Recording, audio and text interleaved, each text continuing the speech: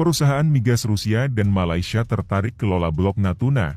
Sejumlah perusahaan berminat mengelola blok migas tuna yang dalam waktu dekat bakal dilepas Pertamina. Meski demikian, belum ada penawaran resmi.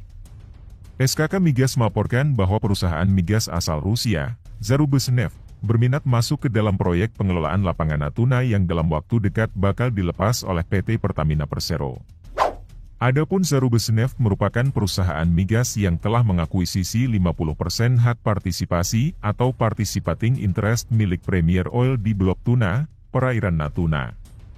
Akuisisi dilakukan melalui anak usahanya, ZN Asia Ltd. Lantas, bagaimanakah persaingan antara Rusia dan negeri jiran itu dalam mengincar gas di tanah air kita tercinta? Setelah ini kita bahas.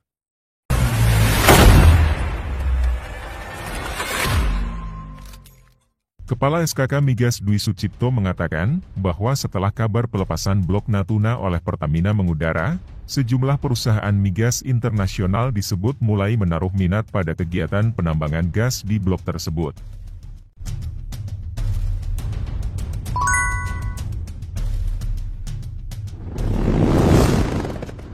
Bahkan beberapa perusahaan migas asal negeri jiran Malaysia juga dikabarkan tertarik untuk masuk sebagai pengelola blok Natuna.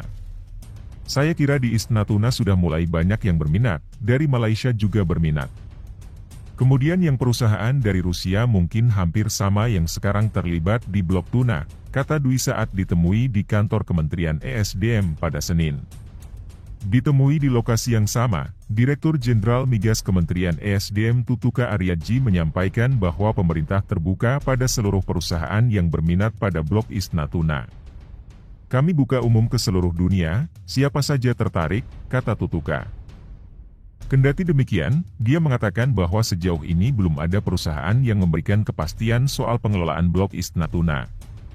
Belum ada, kalau cuma ngomong saja kan susah dipegang, ujarnya. Pemerintah berencana untuk membagi blok Natuna menjadi 3 bagian, di antaranya lapangan Arwana Barakuda, lapangan D, Alpaha, dan lapangan Paus. Blok Natuna ditaksir memiliki potensi gas hingga 222 triliun kaki kubik TCF dengan kandungan karbon dioksida atau CO2 yang mencapai 71%. Dengan kondisi tersebut, gas yang sanggup dieksploitasi hanya berada di kisaran 46 TCF. East Natuna besar sekali cadangannya, tapi zaman sekarang gak ada yang mau karena kandungan CO2 yang besar, kata Tutuka. Sebelumnya diberitakan, Kementerian ESDM bakal melelang ulang proyek pengelolaan lapangan East Natuna, setelah PT Pertamina sebagai pihak yang diberi penugasan khusus memutuskan untuk mengembalikan blok migas tersebut ke tangan pemerintah.